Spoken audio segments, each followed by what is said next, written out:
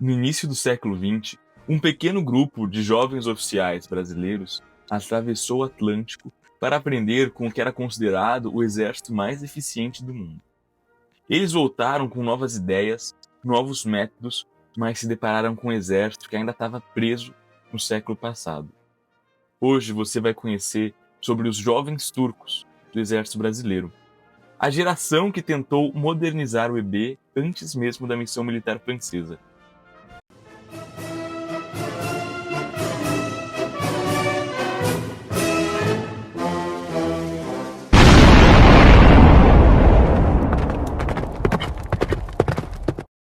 Quando a República foi proclamada, o exército brasileiro entra no século XX com sérios problemas estruturais.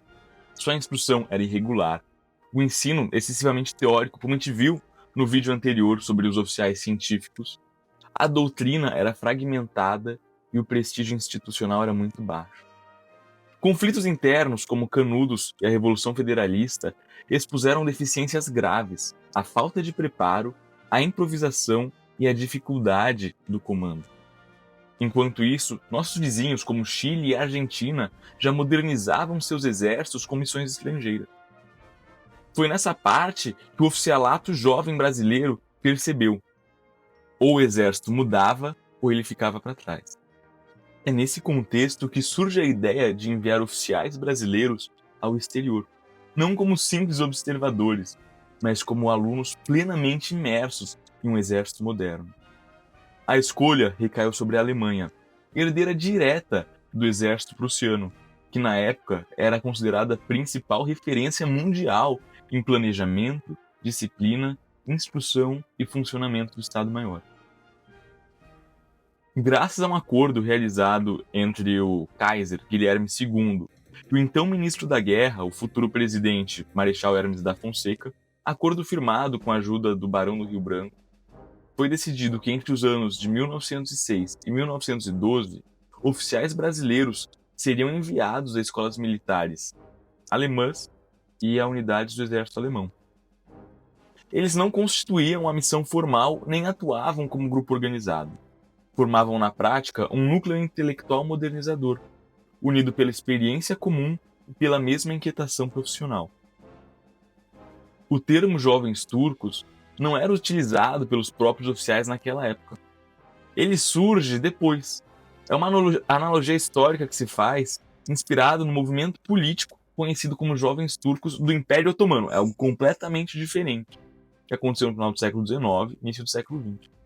Esse movimento dos jovens turcos era composto majoritariamente por jovens oficiais, intelectuais e burocratas, que defendiam reformas profundas no Estado, na administração e nas forças armadas, em oposição às estruturas arcaicas, que eles consideravam atrasadas. Assim, a analogia não está por conta dos objetivos políticos comuns, mas na ideia de ter uma juventude reformadora, que critica a ordem vigente e portadora de um projeto de modernização.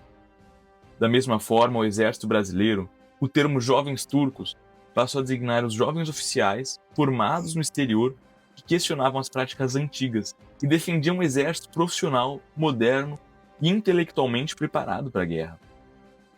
Aí vocês me perguntam, Gabriel, mas quem que eram esses jovens turcos? Jovens turcos foram oficiais jovens, intelectualmente inquietos, críticos do atraso do exército e profundamente impactados pelo método militar alemão. Eles pertenciam principalmente às armas de infantaria, cavalaria e artilharia. Mais importante do que a arma era o papel que eles assumiam ao retornar. Eram reformadores da intelectualidade, ainda que sem poder político suficiente para imporem mudanças. Um exemplo, a gente tem o tenente, que depois virou general, Leitão de Carvalho, oficial de infantaria. Os jovens turcos, eles não eram revolucionários armados, nem conspiradores políticos. Eles eram, às vezes, algo até mais perigoso para estruturas rígidas, oficiais que pensavam, comparavam e criticavam. Ao voltarem da Alemanha, passaram a questionar o ensino excessivamente teórico. No Brasil, a gente não tinha atividades de campo, instruções no terreno, operações, marchas. Havia uma falta absurda de exercício no terreno durante a formação. Também tinha uma ausência de um Estado-Maior eficiente. Isso, naturalmente, gerou uma resistência entre o oficialato mais antigo, que era formado em outra lógica. Aqueles que falam, não, se eu sou formado assim, é a melhor forma possível que tem. Na Alemanha, esses oficiais não aprenderam apenas técnicas, eles aprenderam um método de pensar a guerra. Eles foram expostos a um ensino baseado em problemas reais. O planejamento de missão, a análise sistemática do inimigo, do terreno, dos meios e do tempo. A instrução privilegiava exercício no terreno, jogos de guerra e tomada de decisão sob pressão. O erro era aceito. A improvisação sem método? Não. O Estado-Maior prussiano mostrou a eles que a guerra podia e devia ser tratada com ciência. Não era só os livros, mas o terreno também era ciência. Mais tarde, Ao retornarem para o Brasil, o choque foi inevitável. Encontraram um exército ainda muito preso ao cerimonial antigo, com pouca instrução prática e resistente à mudança. Suas ideias eram vistas como exageradas, estrangeiras ou até inconvenientes para um exército tropical. Havia um abismo entre o exército que eles tinham conhecido e o que eles voltaram para servir. Se os jovens turcos não tinham o poder institucional para reformar o exército, eles encontraram outro caminho para lutar: as ideias. É nesse contexto que, em 1913, os primeiros oficiais jovens turcos que voltaram ao Brasil publicam a revista A Defesa Nacional. É uma revista que nasce como um instrumento intelectual, criado por oficiais jovens inconformados com o atraso doutrinário e instrucional do Exército Brasileiro. Ela não era um boletim oficial, uma publicação diária do governo, do ministro da Guerra. Não. Ela não era subordinada ao alto comando. Era um espaço crítico, técnico e profissional, voltado ao estudo sério da guerra. Postavam pesquisas do exterior, pesquisas alemães, documentos e livros alemães militares. Era, na prática, uma trincheira intelectual contra o improviso, o amadorismo e o atraso. Os jovens turcos não fracassaram por incompetência, fracassaram por contexto.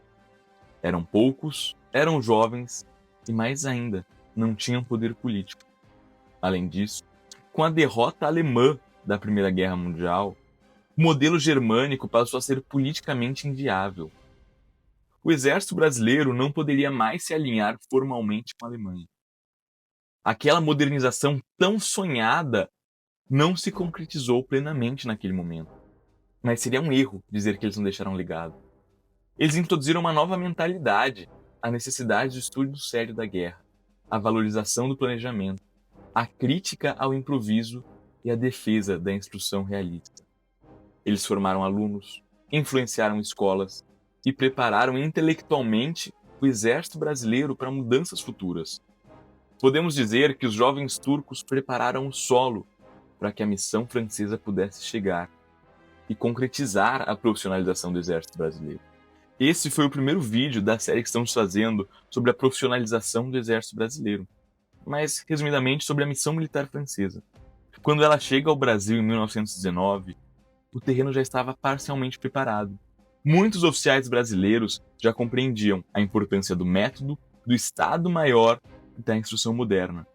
Os jovens turcos não criaram a modernização, mas abriram portas para que ela fosse possível. Os jovens turcos do exército brasileiro não foram uma revolução vitoriosa. Foram algo mais raro, uma geração de transição. Eles pensaram o futuro antes que o país estivesse pronto para ele. E mesmo derrotados a curto prazo, ajudaram a moldar o exército que surgiria na década seguinte. Sem eles, a missão militar francesa teria encontrado o exército muito mais resistente à mudança. Sem entender os jovens turcos, não é possível compreender a modernização do exército brasileiro. Fiquem ligados que mais à frente serão postados mais vídeos sobre a profissionalização do exército brasileiro. Até lá, veja nosso último vídeo sobre os tipos de oficiais, o tarimbeiro e o científico. Ou, se quiser, veja sobre a doutrina da história militar. Enfim, se você curtiu, se você gostou do vídeo, curta, comente e compartilhe para aquele teu amigo que não sabia sobre isso. Senhores, até a próxima.